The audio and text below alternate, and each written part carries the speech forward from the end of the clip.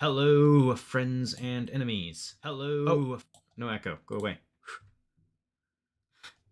At least I know the mic is working. I am working on GMC Jam 49. I'm going to do some prep work and setup. I can't do too much right away because I am collaborating with some people and I have yet to have a chance to chat with them, and I want to make sure their input is included. But I know what kind of game I'm making because I'm the designer and the programmer for this one, so I get to decide. And I will be making a Zelda style multi state puzzle dungeon because that is my expertise, and I have been itching to make one of these, and I just needed the right excuse. And the theme for this jam. Oh, hold on. Let's turn the webcam on. It's perfect time for webcam. There I am. Yes. The theme for this jam is Between Two Worlds, which, if that isn't a setup for a multi state puzzle dungeon, there's no better theme. This is the best possible theme that would work for this game concept. Something that's been boiling around in my head for literally years. So here's my chance to mess around with that, just have some fun with it, and I think I can do a pretty good job of it since I've thought about this particular kind of design for so much. Drink some coffee. I don't have very much coffee left, so I'm sure that's gonna run out any minute now. But so I put together like a brief pitch document already that I sent to my collaborators so that they have somewhere to go with the story. I'm working with a friend who's going to do story writing. Can I make the... Where do I sit? Perfect. Okay. Just got to scooch in my chair slightly. Um, I'm working with my friend who does story writing for the Game Jam games that we make together. So I'm going to let him set up the setting and the aesthetic kind of concept. But the gist of it is going to be that there's two worlds which are some kind of dichotomous, like metaphorical or literal thing, like light and dark, or life and death, something like that, where the two worlds are going to overlap a bit. Oh, hi, don't mind my camera, just sightseeing. um, welcome, Avinsky. What's up?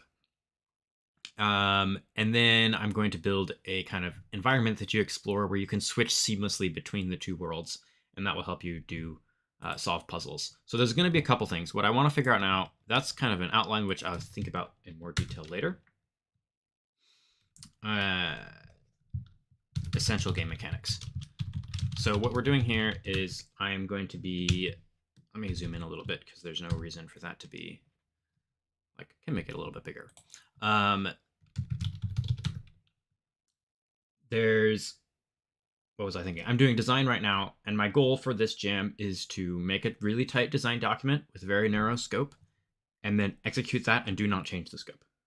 That's going to be my goal. We've been joking a lot in the Discord about overscoping, and I am prone to do that, but I'm trying to use the jams as a way to practice not doing that.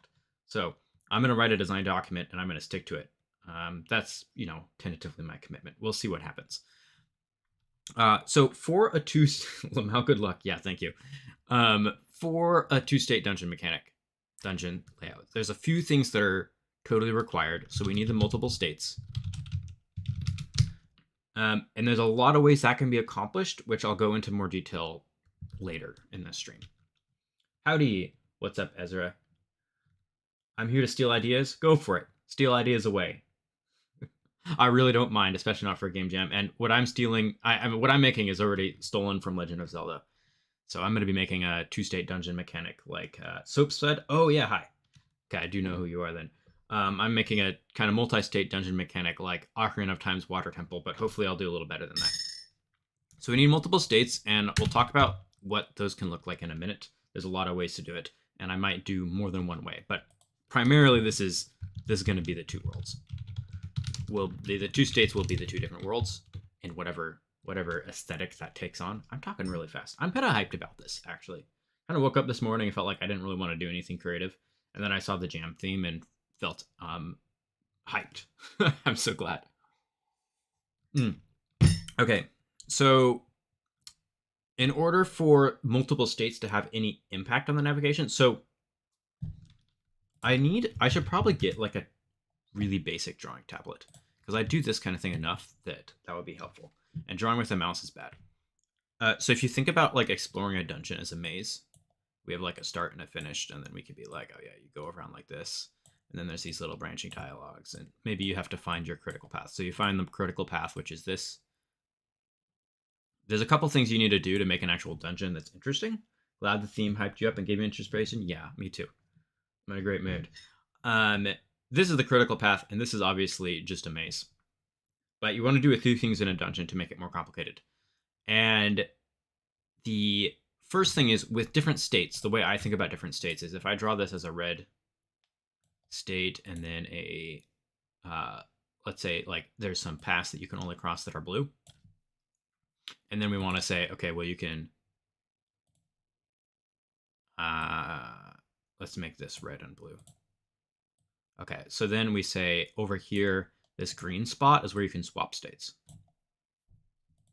So then if we start here and we finish over here, the critical path becomes this. We go here, and we can't take the blue path yet. We have to go to swap states first, and we come back here, and now we've got a little bit of backtrack in this area where it's both states. Now this on its own, you can think about a little bit differently, and this is how I think about it, is actually like this, and then separately there's this, right? And they're connected here with this green path. And so this actually becomes its own maze. And if you want, you can layer these on top of each other. You have to do this in your head. I can't draw it. You can layer these on top of each other, and it's just a 3-dimensional maze. This is floor 1, this is floor 2, and this is a staircase that goes between them. And so you can think about like it's a little bit more complicated than that because where the red and blue overlap is going to take up the same physical space, but you can consider them as separate rooms. And in The Last Librarian, my favorite dungeon, which is the water/ice dungeon, is you pretty much go through every room twice, and it's a completely different layout because of how the water is all frozen and there's new ice chunks in places. And so I consider them designed differently. I just kind of overlap them a little bit to make it more complex. Man, my nose is itchy today. This is just a 3-dimensional maze, which is probably better than a 2-dimensional maze like this one, but not really that much better because it's just a maze. And you want to do something more interesting than a maze. Maze level designs are not fun. You know, I'll keep this here because it's good for reference. And I will just scroll down. Yeah, I think I should probably look into like, what's the cheapest drawing pad you can get? That's what I want to know. And what software should I be using instead of Microsoft Paint? I'm feeling all right with the mouse, but I think this could be more fun.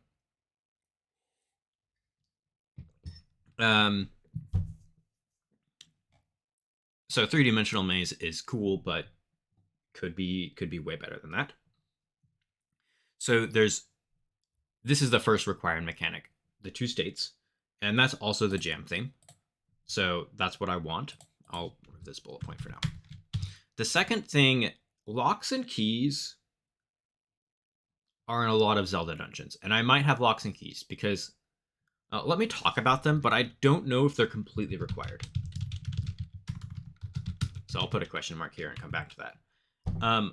What a lock and key does is it allows you to add a diversion into the critical path. So without the multiple states, let's just take this and put one down here. Without the multiple states at all in this 2-state dungeon, if we add a lock and key, and I usually use green for that, but I already use that for state changing, so I'll use blue. Let's say we put one here. This is a lock. It's a square with an X. Then we put a key over here. And then on the graph, we're going to draw an arrow so that we know which one is which. If the keys are generic, you don't have to draw the arrows, but it helps to define which key you're expecting them to use. And if there's multiple routes, then you draw all of the possible combinations. So here's our state change. And now what happens is we've actually created a diversion in the critical path because you have to go get this key first. So we do this. We go around this way. And then we got to backtrack, which this is a little unfortunate. You don't really want the same color crossing the same path. And here's our critical path now. So we've made a now more complicated dungeon by adding this lock and key here. We could add, 2 more locks over here and some keys over here, for instance. And now we have to explore everywhere, get all the keys, go back. Yeah, you backtracking. Correct. So what's often better for the design is you take a look at a graph that you've drawn like this, and you say, well, I don't want the player to have to backtrack here, so you add a one-way shortcut to straight before the door. So this whole big branching loop actually becomes just a loop that looks like this. and then a one-way path that like a ledge you can drop down or something like that. So locks and keys can add these kind of diversions, and they're good because they kind of feel like, oh, you're stuck against something. Now you got to go look for other things. So, but they're not totally required, because I'll get to what makes the maze more complicated than this. This is still just a maze. You can actually think of this as two states, where this is a little bit more advanced and not super relevant, but you take this part. This is the first state. And then the second state is this. Oh, I can't. It's not the pixel. Okay, I'll do it like this. Second state is this. And then when you get the key, you're traversing from this first state before you have the key to the second state when it's opened, just in this room. And this second state would have no key. If that didn't make sense, don't worry about it. But this is another way to think about it, is getting the key actually also changes the state of the dungeon. So this is still just a 3D maze. When you reach the key, it's a path that leads to another state where the key is used, and then you can navigate this way. And you can see how that, I'll draw the critical path one more time, and then I'm going to delete this part. You can see how that changes the critical path again to become just a straight line. Boom. Because this no longer shows the overlapping, because we've changed states when we get the key. And so adding locks and keys, again, does not actually make it anything more complicated than a maze. And you'll see as I go that everything I do will not make anything more complicated than a maze. However, I can make a maze that is more complicated than alternative way to view it. As in the sense that if the player thinks of it like a maze, they're going to have a harder time solving it than if they think about it using different heuristics. That's the goal, is to make an environment that is navigable without just following the left wall. And if you can still just follow the left wall, it will be the least efficient way to solve it. And by following the left wall, for anyone that doesn't know, is you can solve any maze by sticking your hand on one wall and going like this. Just follow the left wall. That's what we're seeing here. If you add gaps, then you have to modify that with kind of a graph searching thing. But you can still solve any maze by just trying every combination. The goal in a dungeon is to make the combinations so extensive that you can't do it that way. You actually have to understand the environment and pick the correct path based on your understanding of the environment, not picking every combination. Even though you could still pick every combination, that's always a brute force option. There's no way to remove that possibility. The goal is to make that so inefficient the player has to use spatial reasoning and problem solving to come up with a better path. And locks and keys still don't do this. In fact, almost all Zelda dungeons you can pretty much solve by just trying every combination. And when you get a key, you just go find the next. Well, you explore everything that you can without unlocking any doors. Then you know you've gotten every single key. If you do the Ocarina of Time Water Temple and you don't do it that way, you will get super lost. If you try to go use keys before you've thoroughly explored all of the areas before the locked doors, you will end up using half your keys and getting stuck. So for people that found the Water Temple hard in that game, that is the reason. And it's not your fault either. There's a lot of reasons why it's both easy to miss keys and easy to not know you need more keys than you have, because they're all in a row. You don't know how many you need up front. So you might get 3 and be like, that's plenty of keys. You actually need 4 or 5. I can't even remember, but it's more than 3. So that's the problem with the Water Temple. You also want to avoid that. But that's just kind of that's one of those things, again, where you look at the graph like this, and then you decide, oh, you notice errors like this is backtracking. Let me add a shortcut. You notice there's too many keys before too many locks. You change how that's laid out. But again, all of that is still a maze. The quintessential component that you need to make a multi-state dungeon more complicated than a maze is you need a way to unlock a shortcut that applies to both states. So a lock and key can be used for this.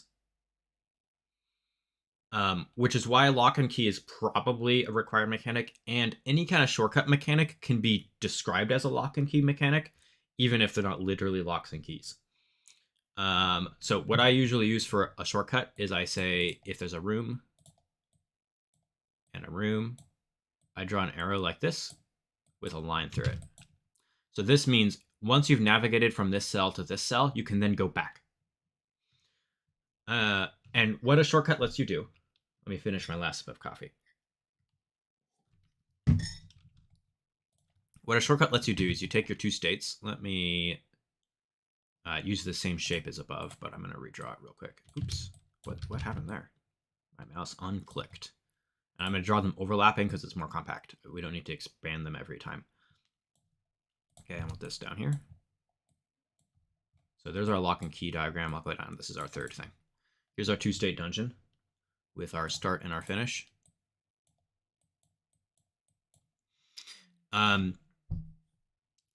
What a shortcut lets you do, actually, let me see if there's a way to do this in.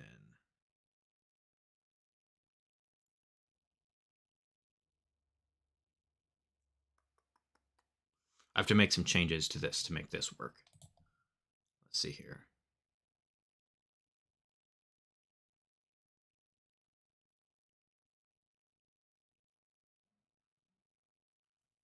Okay, I'll put that for reference, and I'm going to redraw it like this. Hold on. I need to visualize it in my head. It's going to take a second. I was on a roll, but now I'm in the spot where I have to remember things that I've learned before and simplify them enough.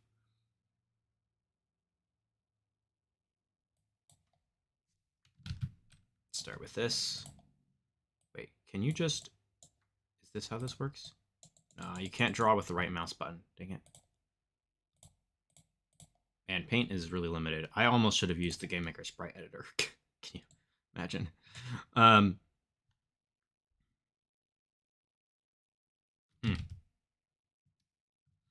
Okay, we need a shortcut. Undo, thank you. Not like that color. Whatever. Screw this. Just, I think my mouse might be dying, actually. Okay. Like this. And then we're gonna have a state change.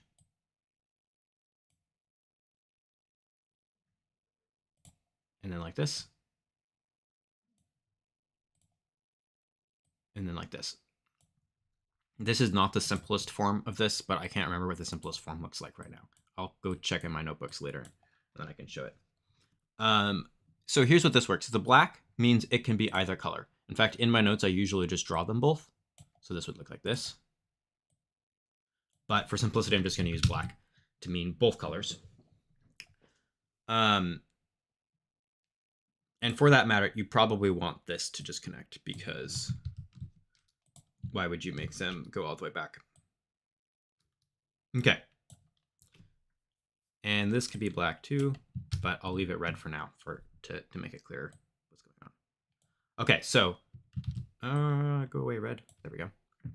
In this example, we use the state change and a shortcut to require a certain kind of clever backtracking that makes the maze a lot more complicated. So we're starting the red state, and then we go here, and we can't go through this shortcut yet because it has not been unlocked. So we go to the state change, and then from here, the state change, we can't go to the right side because we need to be in the red state to do that. We can't go to the finish yet. So we unlock the shortcut, and then we have to change the state again back to red. And instead of taking this route a second time, we go back and use the shortcut to complete the red route. So that makes the critical path look like this. Wow, okay, my mouse is genuinely breaking. I need to find another one before I continue doing development. Looks like this, and then you go back again, and you go like this. This is the quintessential of a two-state dungeon mechanic, and why you're required to be able to unlock a shortcut, because the idea of changing the state once, doing something that enables you to move differently in the other state, and then changing back is both a much more complicated maze, and it really requires the player to understand what has happened in order to efficiently find that route. They need to unlock that shortcut and realize what it allows them to do. And this is just the most quintessential essence of a two-state puzzle. And I use it all the time in my puzzle design. If you've ever played a game I made, I have these little blocks that move up and down that are two different colors. I like to call them flop blocks. They are also in a lot of Zelda games for the same reason. Usually blue and red. I use teal and orange also. And then you got like a switch that switches them. And I can draw that as like a diamond that's 2 colors.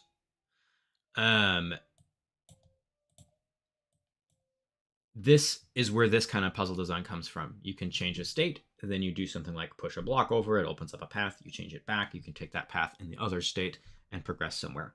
And a lot of the puzzles, particularly in The Last Librarian, is just many layers of this in different complicated patterns, where you need to unlock certain shortcuts. Sometimes there's more than 2 states. You can use 3 or 4 or 5, however many you want.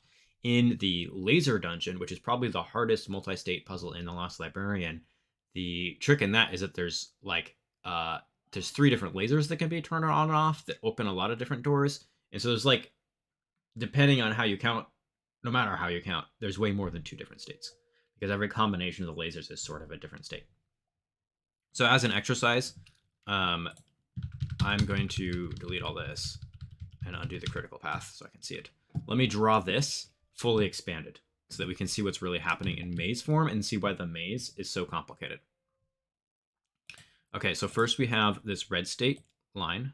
Look like this. This is the first state of the dungeon. Without navigating anywhere, you can only go to here. That's it. So then the second state, we're going to draw our line over to here. This is phase 2. We've got this line. And we've got this. Okay. Hello, Casmon. Salute to you. So let me number them. 1. I'm gonna use Roman numerals just because I like feeling fancy. 2. So now we've got the second state is this part of the dungeon. This loop where we can go here. And at this point, we actually have. Did I use blue for keys up here? Okay, so instead of green, I'm going to use a different shade of green to represent a one-way loop. So now this is a shortcut, which means when you've changed the shortcut, you can't undo the shortcut. You know, you could, but that means that we want a one-directional arrow that's going to take us to our next location of the shortcut. And that one looks like this. In the blue state, we can access all of this and this part.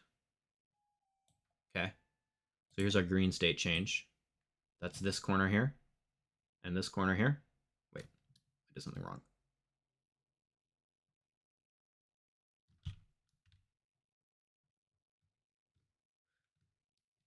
Oh, okay, I see what I did.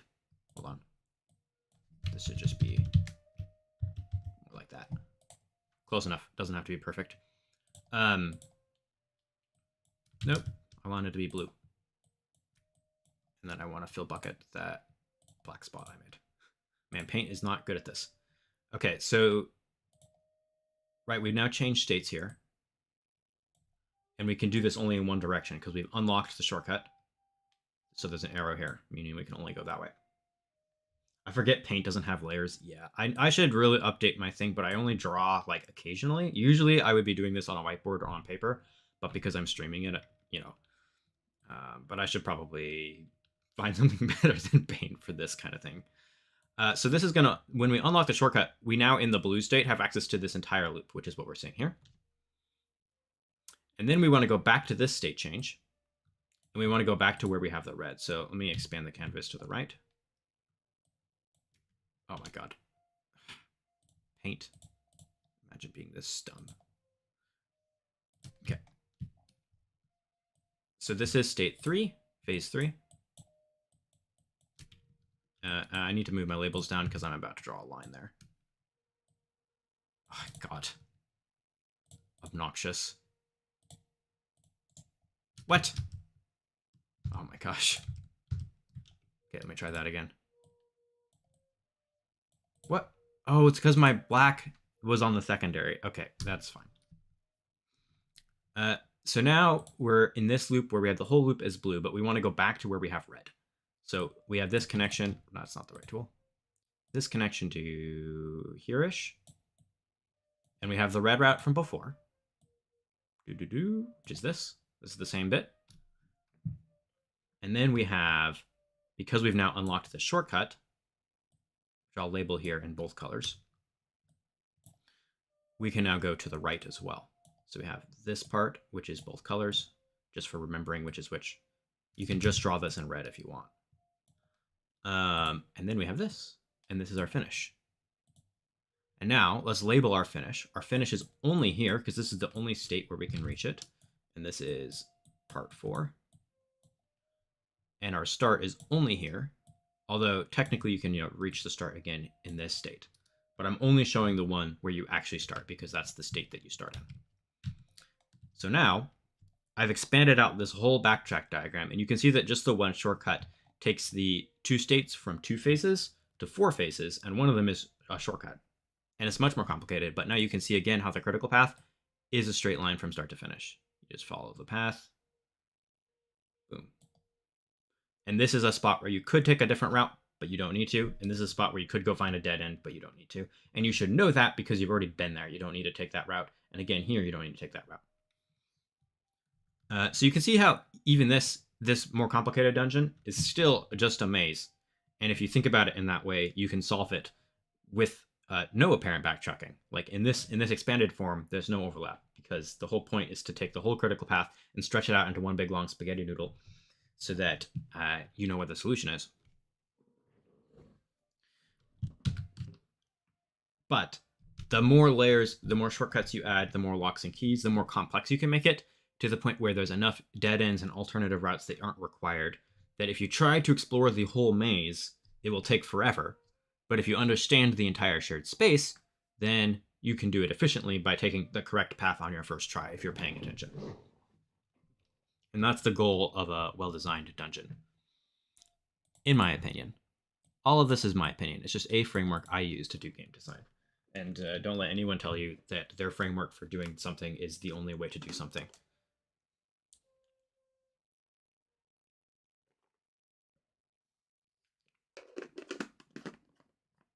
Yeah, paint. Okay, so that's why shortcuts are a required mechanic, but those can be done with locks and keys. That's very simple. You just put a lock. You just put a key in the room with a lock. This just becomes a shortcut. From the other side, you can't go there. Once you go in there once, you can do it. And there's some more funny things you can do with keys and shortcuts and what I call knowledge checkpoints, which I will probably do for this dungeon, but I don't understand them well enough to describe them right now on Paint. So there's going to be some more clever bits that are a little bit more unusual design that Zelda doesn't do. And I'm going to include them in this game too, if I can. But I can't explain them efficiently. But what you have here is basically how traditional Zelda dungeons in Ocarina of Time work. Ocarina of Time and related Zelda games. Can I make this lower? Please, I want more canvas. I can't. Paint isn't meant to be used like this. Oh, I can just zoom out a lot. Okay. So the last thing I'll talk about with classic Zelda dungeons is that they have a pretty common structure, which has a lot of benefits, and I will probably use for this because I don't want to make a dungeon that no one can solve. And that structure is there's an entrance, and then there's a hub, and then there's a bunch of loops that go like this. Any number of them. And they all go back to the hub, and then there's a gauntlet at the end. Up here is your boss fight. My jam game will not have boss fights because I'm not planning to add any combat. Start, boss fight. You just go like this. The critical path is like this. And the important concept is that there's this center hub, and you are going to always come back to that same area over and over again as you finish each chunk of the dungeon. Dodongo's Cavern, for instance, in Ocarina of Time, looks like you've got this kind of, see, there's like the dragon face up here. And then there's like this platform in the middle and some smaller ones. Like this. As you come into the dungeon, there's this little tiny entrance section. Dodongo's Cavern doesn't really have an entrance, but there's this like room with a wall that you blow up. That's the entrance. Just this little tiny bit here. It's very short. Other Zelda dungeons have much longer entrances, like the Shadow Temple. The Shadow Temple, I consider the entire entrance up to basically entering the face after getting the hover boots, actually, which is kind of funny because that's technically the key item in that dungeon. But that route is pretty much linear. And then after that, you get into the kind of hub where you have to go get all the keys. Or the Fire Temple is, that first room. Yeah. The entrance is something that other Zelda games spent more time doing than Ocarina of Time. So you do this, then in here is the gauntlet, is the hub room, where you come back twice. I don't remember which way you go first, but one way you go, and you end up around on the top floor on the other side. And then you hit the bombs. And then you, again, I don't remember which way you go. You go one of the ways, and you end up on the other side again. Basically. I think you probably start like this. And then there's like a little bit of finagling when you get the like shortcut, and you have to drop the bombs down on the eyes of the Dodongo, but like pretty much this is the gist of it. These are your true loops. Like where they end up is irrelevant, so I'm just going to draw them like this. Loop 1, loop 2. And then the gauntlet is after you open the thing, you do one last loop, which is actually completely linear. The loop is just there so that you don't have to do any backtracking, and then you go into the boss.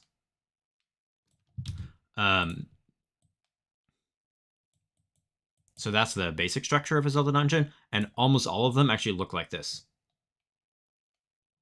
That's the shape. In fact, you even most of the time go right first. So hopefully I can do something a little bit more complicated than that. But if you're paying attention to a Zelda dungeon design in classic Zelda dungeons, particularly Ocarina of Time and Twilight Princess, which are the most formulaic, they all look like this. And even in spatial layout, sometimes you like cross overhead when you're going through the middle again. Sometimes there's like a little loop here where you go up a little bit instead. Same thing. And there's almost always 2. You can do any number of these, but there's almost always 2. Or 4, but then there's usually 2 on each side. So yeah, that's just another layer to this. And I will probably use a layout similar to this in my Jam game, just because it's pretty helpful for keeping the player organized and not getting too lost. The benefit and the reason why you have this hub and these spokes is that each spoke is entirely separate. So if the player can keep track of that, right, every time you come back to the hub, you know that you've completed a chunk of the dungeon. So when you're in this spoke, when you're in this first spoke, you only have to think about this spoke. And then when you're in the next spoke, you only have to think about the next spoke. And so you take the dungeon and you basically split it up into chunk size, like bite-sized pieces, so that the player doesn't have to get too confused or lost. And every time they come back to the hub, it's both a shortcut back to the beginning if they want to leave and come back later, and it means that they've finished a piece. You almost never have to go back to any previous spokes, except for optional rewards. Like you might have to take the bombs back into the previous spoke to go get a Skulltula. That's fine, because if players don't want to do that, they're not going to be heavily penalized for not knowing or remembering that it was there, right? And then there's a kind of component to this where the best designed ones aren't completely isolated, and you'll see this tons in Zelda dungeons. The reason that there's like bridges coming over top is to make it feel like it's all one space. Even though technically you're navigating this spoke that doesn't touch the others, the fact that you could jump off your spoke into the hub or onto another spoke both means you're not going to notice this spoke thing, except if you're paying attention and you're a game designer like me. And if you do need to go back to a previous spoke to get an optional reward, it's faster because you can take those shortcuts. And so you kind of take a big long, like you can think of the process of making a Zelda dungeon, of your big long spaghetti noodle, and then you jumble it up. But it's all taking up less space. I drew that wrong. It's going to look like this, right? Jumbled up. And this is all overlapping. And so you take something that's actually pretty complicated and long, and you squish it into something that's even more complicated but small. And that way the player it's kind of a manageable space for them to work with. Man, I've been meaning to make a video like this ever since I learned about this concept, and I didn't even use this technique that explicitly when I designed The Last Librarian. In The Last Librarian, I was kind of operating off like my impressions of Zelda games, and I turned it out to be doing stuff like this, but I was just kind of mimicking what I was familiar with. And then I analyzed it a lot after the fact and now have this framework. And I have yet to actually apply it in a game. So I could be totally wrong. It's not true that I have yet to apply it. I have made one dungeon in Daughter of Dreams, which is, again, a lot more strange than most Zelda games because I'm trying to do something more original. And so I will be doing something more original with this game jam. But there's a prerequisite to it that I'm not sure if I can manage in the time limit. So I'm going to have to think about it. I'm probably going to have to draw lots of pictures, and I'll do that off stream because the amount of time I will have to spend thinking things through will make a not enjoyable stream. But I will talk about it in future streams once I have a design working out. Okay, I need to stop talking for just a moment and drink some water and check like messages and things.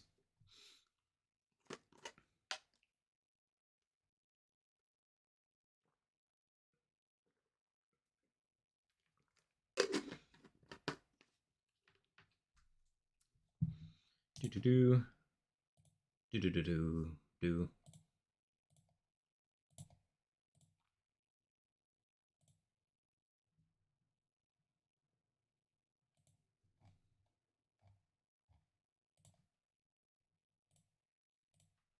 Okay, dokie.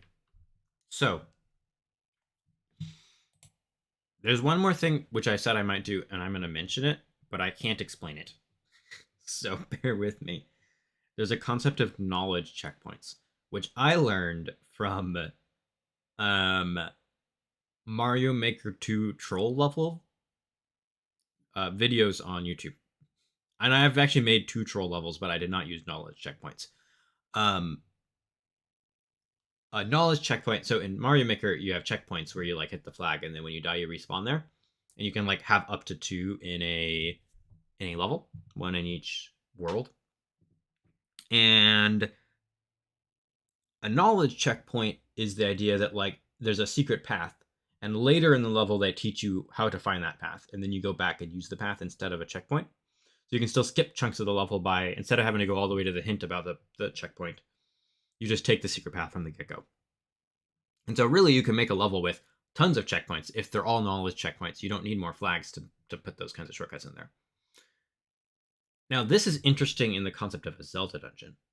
And I have seen a game do this, and I don't even want to mention it because it feels like spoilers. So, I won't say what game it was, but if you know what game I'm talking about, you might have noticed this. But a knowledge checkpoint means if you take those locks and keys, you can actually, like here. Man, my mouse is really, it's skipping sometimes. Here's a key, a lock. And then here's a key. Okay. And now past here, you put another lock. Now this is unsolvable because assuming we start here at the bottom. Here's our finish. I'm going to label this. No, impact font. Yeah, that's fine. Because I also use Paint to make memes. This is unsolvable because you use the first key up to get this door. You just simply cannot finish this. This and that now it's locked. But what you can do is you show there's a secret alternative path. And this can be inscribed as like a shortcut. The difference is I probably need a different syntax here. Let me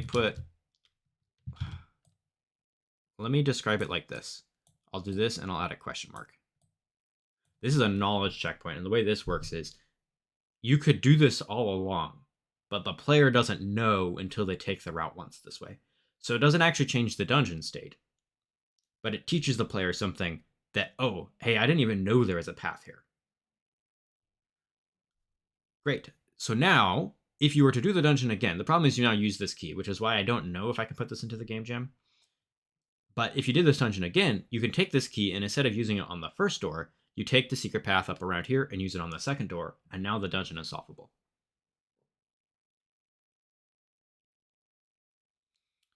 And this is where, particularly for like open world dungeon design, like what I'm doing in Daughter of Dreams, although it's hard to explain, this is where it gets really interesting, because now you've got the situation where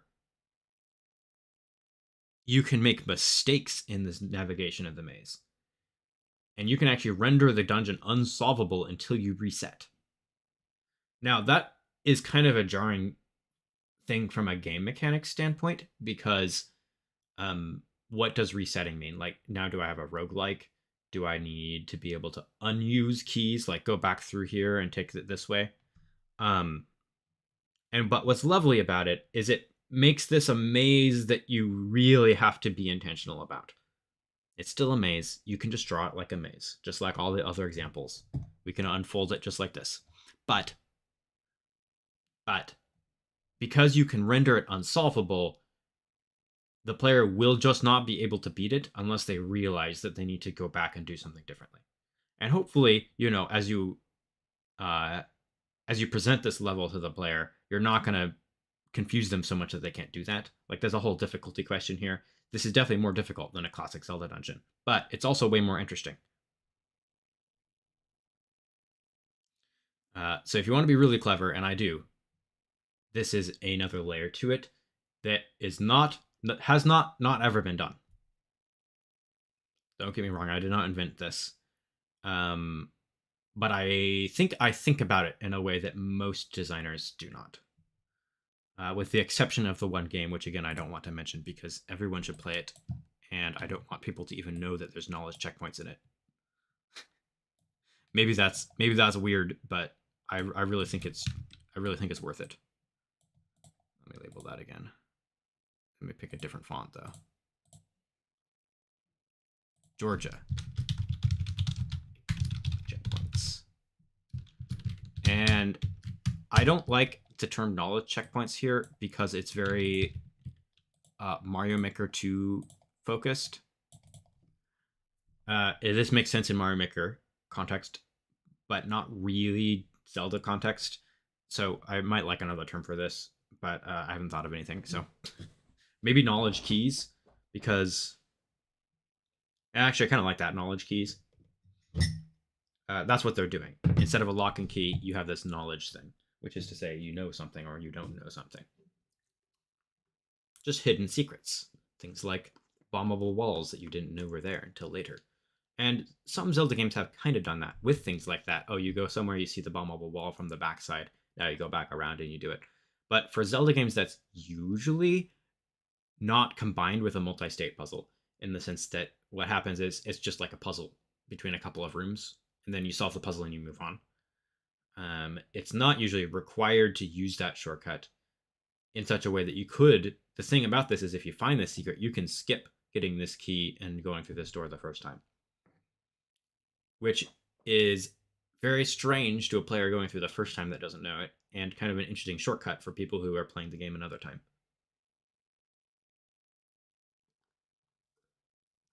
So if I can, I will put a knowledge checkpoint or two into this game too.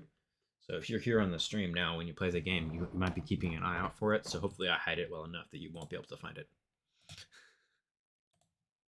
Or I won't put any at all, and I'll just see players banging their head against walls looking for secrets.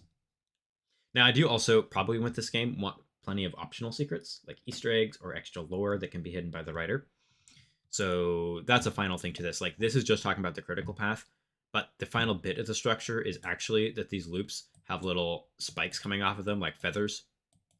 And these all have, like, skulltulas and, like, a piece of heart, maybe, or just, like, an interesting thing to find.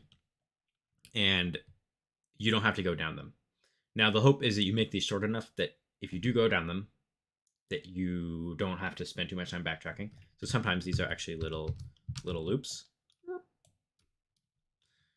Alternate routes. I think, what did I call this? In my research, I had the golden was the critical path, and then the alternate routes were just called alternative path. What was the term? Let me go find it. I need that one. Let me go find it, because I want to remember what my actual terms were. But paint, come back, paint. Oh, I called it the exploratory path. That makes sense. Yeah. So there's the critical path and the exploratory path. And the exploratory path is really essential for just making it more fun, but it's not actually really part of the dungeon design of the critical path. Like you don't need to solve it. And one bit about the exploratory path is like finding these optional things is you also want to make sure that like ideally the player will be able to identify the exploratory path. What have you missed? Science diagrams that look like shitposts. Breakdown of my entire approach to dungeon design in games. How about as a capper, I will draw the diagram for the Tanglewood in Daughter of Dreams from memory. Okay, so if we align that to space, the Tanglewood critical path, I'll draw it in yellow, looks like this. Oh gosh, I need to fix my mouse or get a different mouse. Looks like this. And then like this. And then there's kind of two ways. Hold on, I did that wrong. Like this, up like this. And I think, well, there's a lot of ways you can go back. So I'll draw it like this. And that doesn't help. One more try.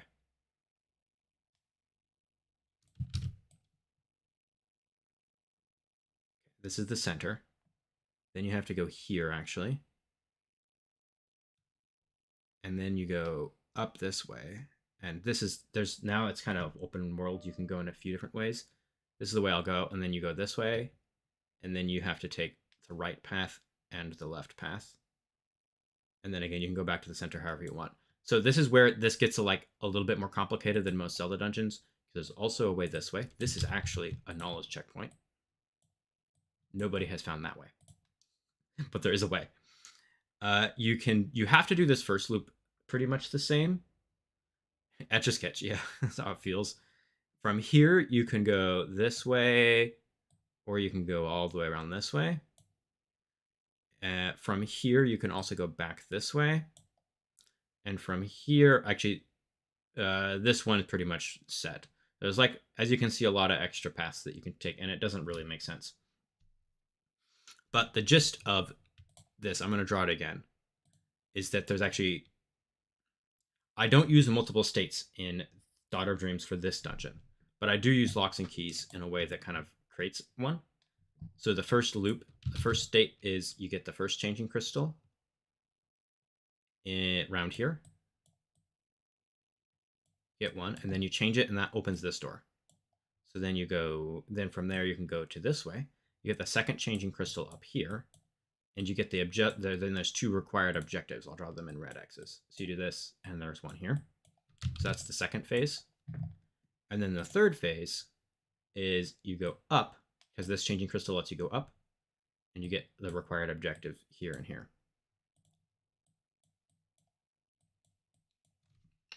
So that's the Tanglewood dungeon. And it feels a lot less like a dungeon for a couple of reasons. I did not follow the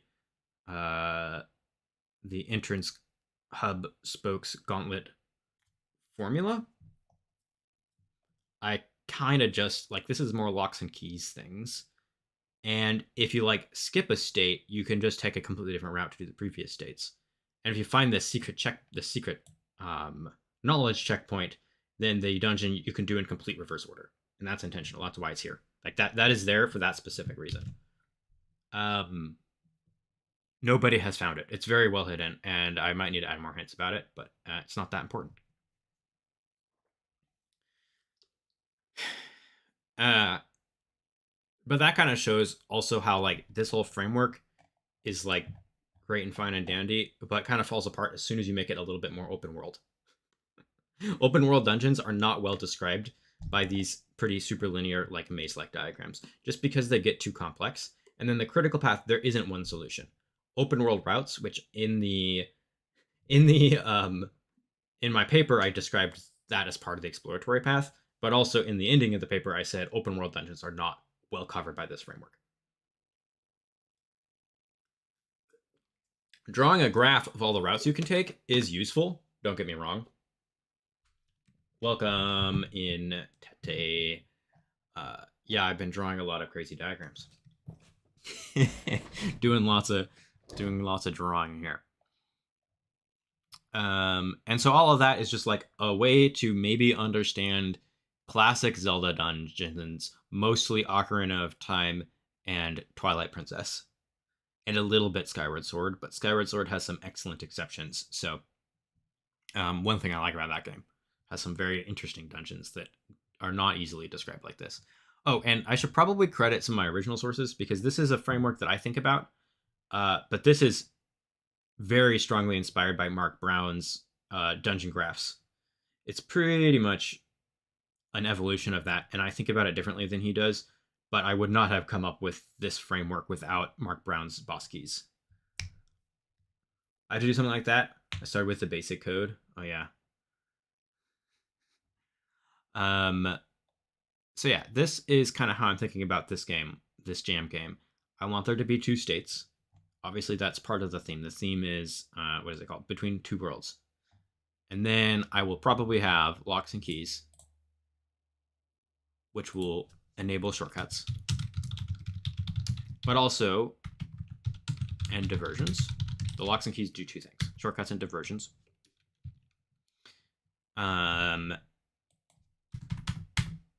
And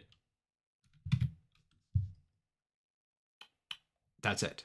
You can do all of this with just those two things. But I need to think about knowledge checkpoints as well. And I'm going to call them knowledge keys now because I think that's more useful. Two states like North and South Dakota? Yes. Well, more like, sure, North and South Dakota could work. In this case, I mean states in a, I guess, the scientific or like set notation form, but yes.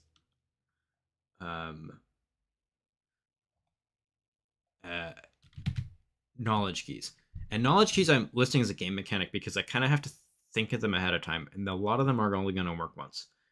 And in the game that I played that has a lot of these, it's all like visual mostly, like things hidden behind trees and stuff, which I'm not helping. No, you're helping. You're here and chatting, and that what keeps me encouraged and excited about the project.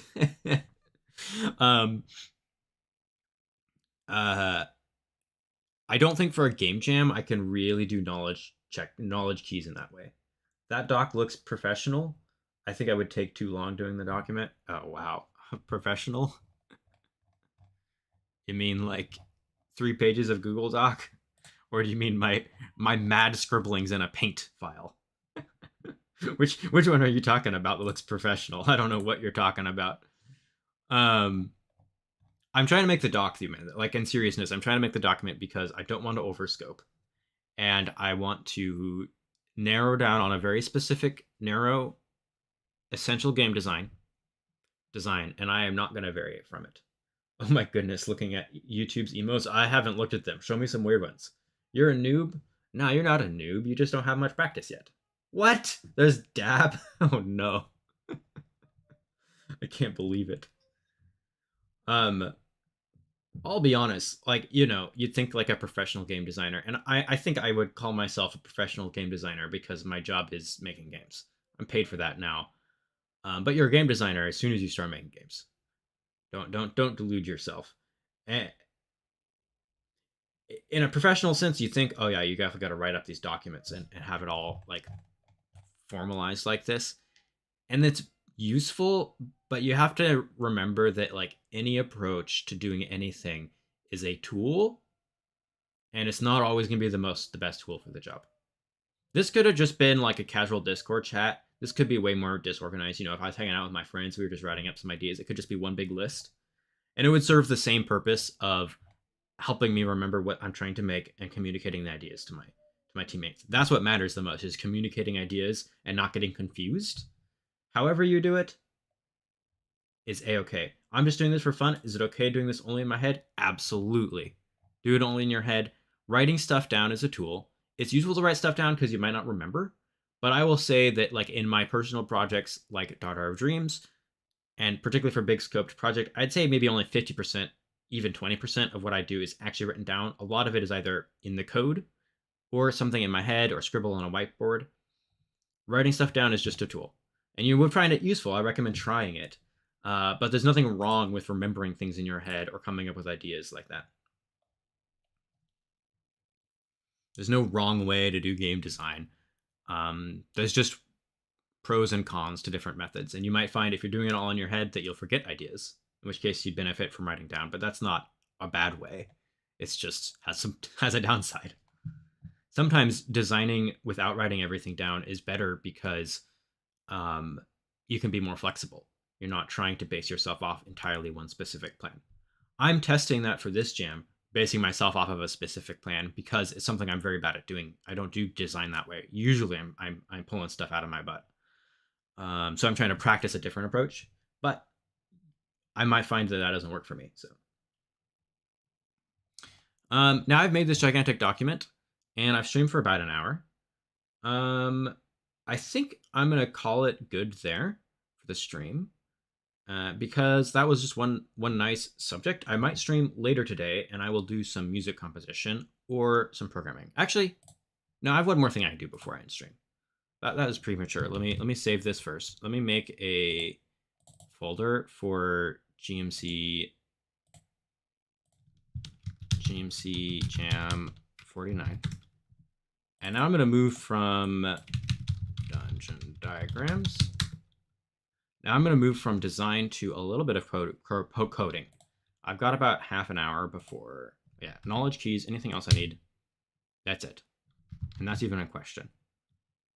And then what I want for the scope of the dungeon, I just need to write these things down so I don't forget.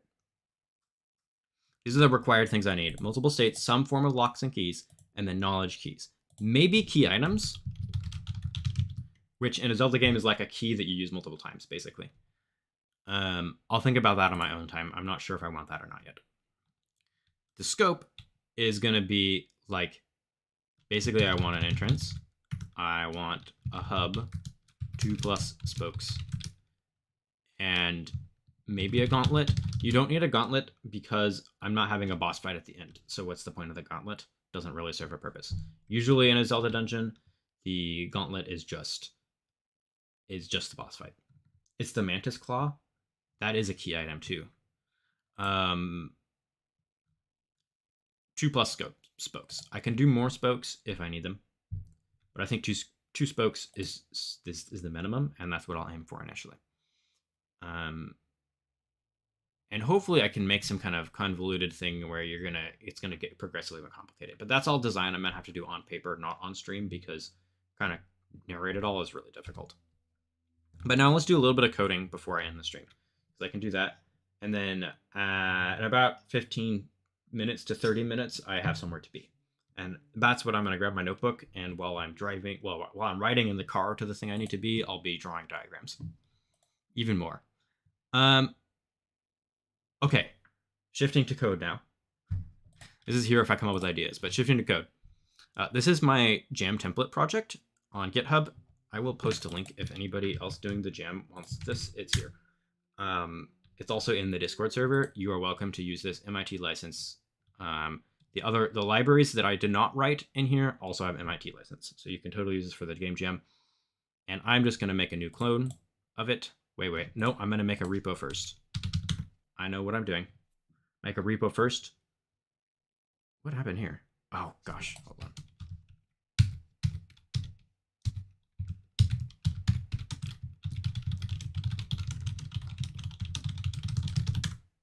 Forgot to commit yesterday. Thank you, GitHub. Okay. Repository. I'm going to do this wrong on stream, and then everyone's going to laugh at me. Add, create new repository. What did I name it now? Down here, I put Global Game Jam 2023 Bird. I've not done a GMC Jam since I made the Jam template yet. GMC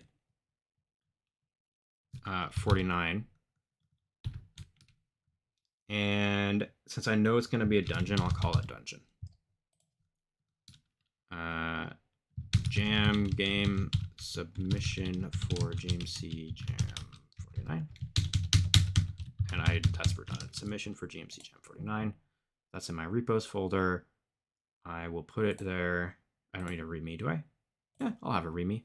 This will probably be open source. I'll just put the code open source when I'm done. So anybody will be from here on out. I'm hoping most of my game jam things will actually be at least publicly visible on GitHub, so people can steal my code if they want, and also so that I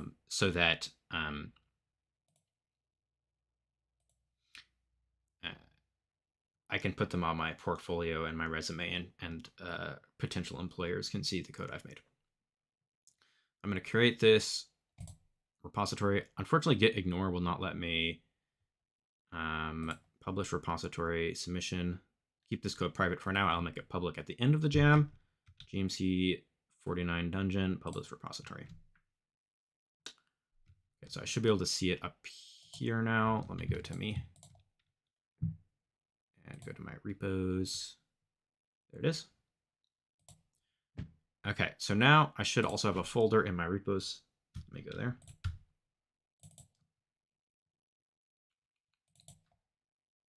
Here it is.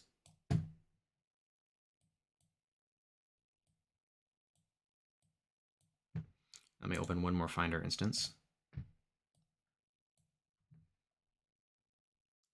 and go to any of my other repo projects, and I'm going to put the handy git ignore for GameMaker language projects, which is this line in git attributes. There it is. GameMaker language is detectable on GitHub, but it is not in the dropdown when you create a repo. And when I push this bar should, well, the Jam template already has it. Let me open Jam Dungeon. The bar should show up, and it should show me what percentage of it is GameMaker language, which will probably be 100%, except for a little bit of GLSL for the shaders in Scribble and things. And then before I do that, I'm also going to clone. I'm just going to download as a zip, and I'm going to extract all this straight into the shown folder. Where did it go? What? You know what? Fine. One more Finder instance. File Explorer.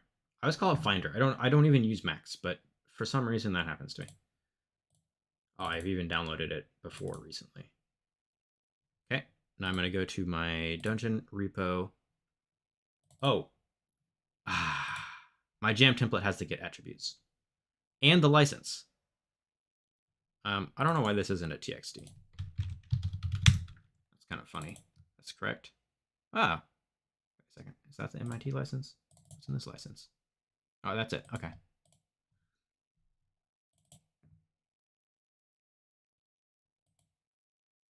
Cloaked Games. And my other one says Jonathan Hacker. That's my username. Okay, whatever. This is fine. Someone has a question, I can update it.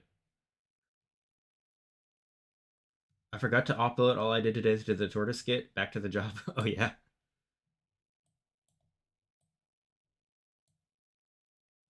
Is the tortoise your jam game or something else you're working on? Let me take... I guess I don't even need to... I don't need that, but everything else I can just paste over and replace. This will be my initial commit. Input and Scribble are both a little tiny bit out of date, but not so out of date that I think I need to update them right now. I will update them after the jam for the next jam. If I had known for sure I was going to do this game jam, I would have updated them yesterday. And I just forgot. Now let me run this. Oh, dang it.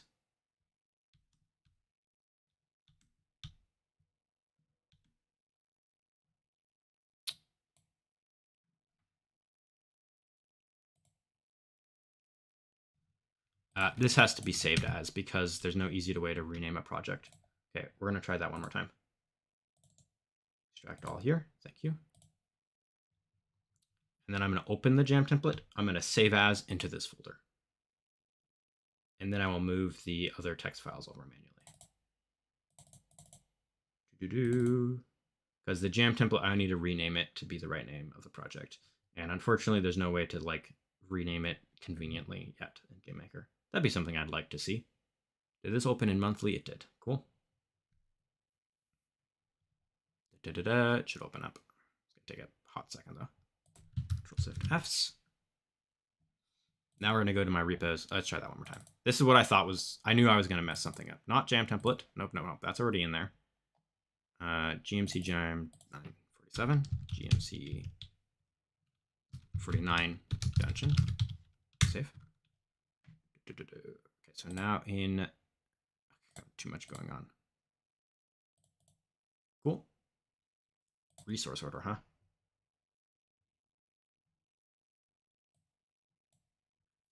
I was this second years old when I realized that's the icon for Game Maker and not Daughter of Dreams.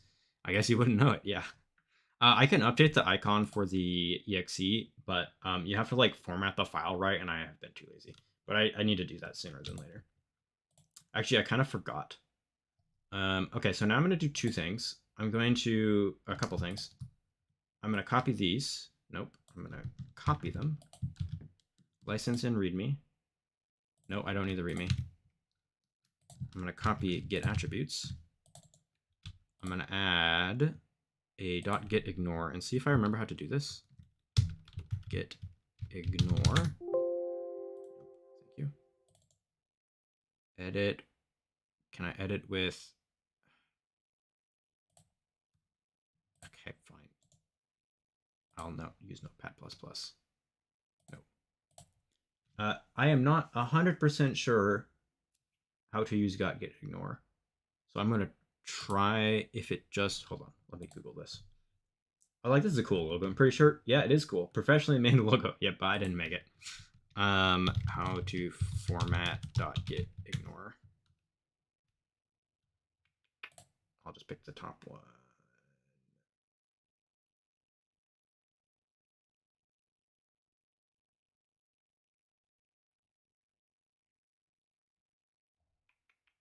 Can I just get like an example? That would be great.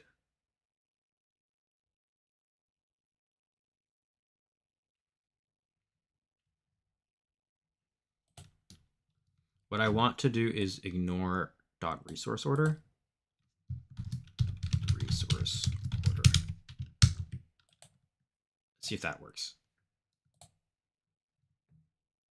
So what I should see in here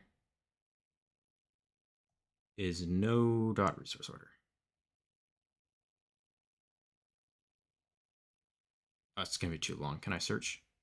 Okay, I'm just gonna commit this. Initial commit. Let me open it first to make sure it works though. Oh, it should be this one, but let me close it and open it again because I'm paranoid. So the resource order just tells you like, I'm back, how's it going? I'm trying to remember how get works. Welcome back. I finished my scribblings of a raving man. But I now have a template project cloned correctly, I think. Initial commit, imported template jam project. Let me run it once. It should not do anything. It should open a room. Using VM, okay, good. And in here I have a little bit of code I use myself all the time. I have input and I have scribble, and then an audio controller and a default camera. And it's a full screen room. You can't even escape it. That's all. Cool, works. And I don't know if I correctly ignored, but what I want. Here's my initial commit. There's probably a better way to do that. I bet I could use Game Maker's template projects too, but I never figured out how those work. Let me check GitHub, see what's going on in here now. Did it finish just now? Okay, so we should have, here's the project folder. And in here, there is not a resource folder file. Correct, so my get ignore worked. Excellent. That's all I needed to do. Let me close my research tabs. And there is our sample project. That code is available for anyone to use under MIT license. And the Jam game that I publish will also be like that, although there might be a different license for the art since I'm not making it and I have to get permission for that. So yeah, this is just input and scribble, which I'm always going to use in pretty much every game. Scribble might not be used in this game, but I don't know why I wouldn't. Scribble's so cool. And then CG modules is, I could rename this. It's just a bunch of like draw reset to defaults, draw text set, draw line set, some animation functions. I've got like printing a DS list. This could be expanded on, like math functions. A bunch of these are just taken from GML scripts. Sorting arrays and things. You never know. The vector library I wrote and then never used. Note slow. It's true, it's slow. Anyways, it's all there just in case I want it. This is all stuff that I pretty much end up importing at some point during my development process, so I just put it into a repo and I can clone it anytime I need it. Feather's mad at me though. That's fine.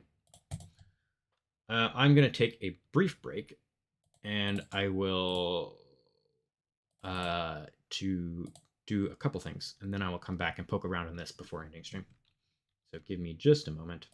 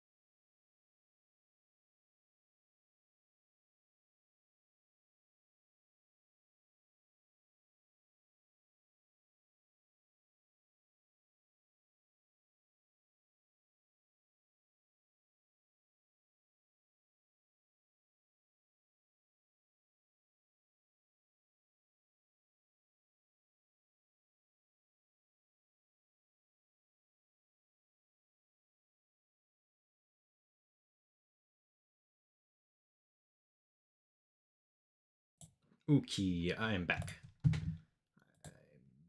Back. Okay, so now I've got the sample project.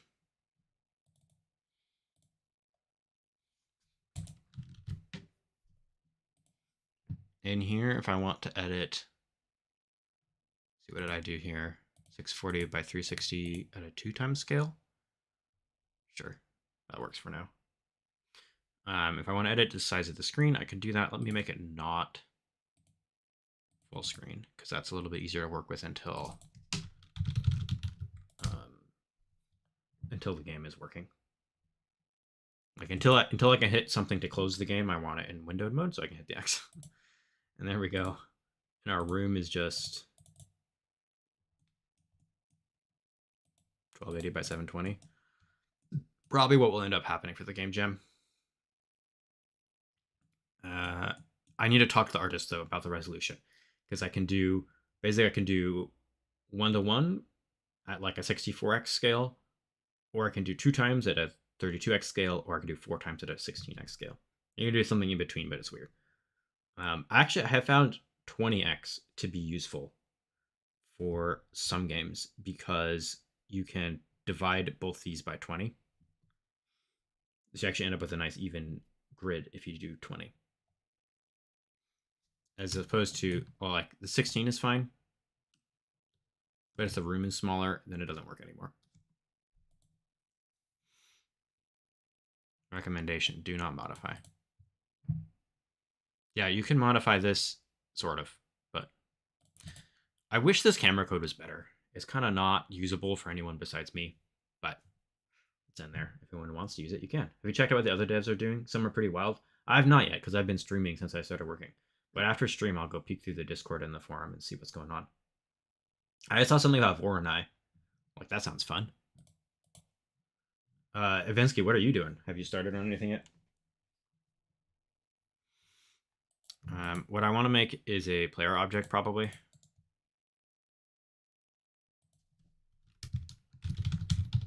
Let me do that.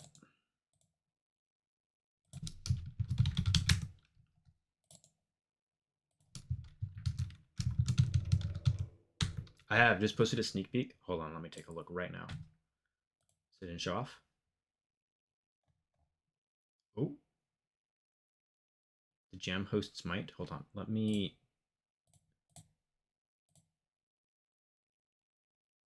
What? Hold on, I'll show this. Make sure I open it on the correct tab. Is there audio for this? Okay. Shout out Ivinsky. Here we go. You're working. You're working with. Oh. Oh no. Which? How did I get? How did I forget? Hold on. I know the profile picture. I just forgot which name it is. Oh, that's Nocturne, right? Wait. No. I feel so embarrassed. Alice, thank you. Okay, I thought it was Alice, but I was confused because their profile picture is different on the Discord server. That's the forum. Yeah, the other host. I knew that. I just couldn't get it. I couldn't keep it straight in my brain. But yeah, that's cool. Also, what an incredible animation. I love that, like the wireframe style. Nice. Well, that'll be hype. Go check out Ivinsky. Hold on, let me see what else is going on in the show off. I can post those too. Let's see here. Lucas is working on some music. Nice. Open image. Whoa, someone yelled. Lucas is working on some music. Oop, what did I just do? Hello? Oop. FL Studio. I'll be doing that probably later today or tomorrow. Writing some music. The Vinsky dude is pretty cool. Yeah. Be wild if I was able ever to talk to that Vinsky dude. Game Dev Dan is working on this. Game Dev Dan's got the kind of a tactics thing. I don't know if my sibling is yelling in the background. I don't know if my mic picked it up, but please pardon them. That's cool. The pink is interesting to me.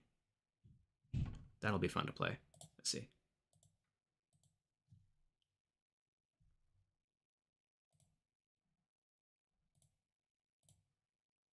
General. All right. I can check the forum later, but Ivinsky dude is hard to get a hold of though. He sleeps in super late. Like today, he wasn't awake till 1 p.m. Dude, I slept in late, but it was 10, so not that late. Just late for me. I've been trying to like. I find I have been oversleeping for a while, like in the sense of like sleeping 8.5, 9 hours. Not working. There's a player. Create an object. Sounds like I may need to go in just a moment. So let me set that up, put it in the room, and we'll call that good for now. Thanks everybody for coming. I will be doing some more design on the dungeon, and hopefully I'll have a concept behind all the mechanics soon, and hopefully my writer will be able to give me a setting, and then I can come up with the artwork plans and things like that. So I'll post some stuff later. I might stream again later tonight. I have a prior engagement, so if I stream later tonight, it will be pretty late. Love to see more work. See ya, man. Yeah, I'm going to try to stream throughout this gem. I think that will be really fun. Thanks everyone for coming. It was glad to have a little bit of engagement in the chat. And good luck to everyone who is also participating. Good luck on your puzzle design. Thank you so much. And have a great day, everybody. Goodbye. See you later. Stop streaming.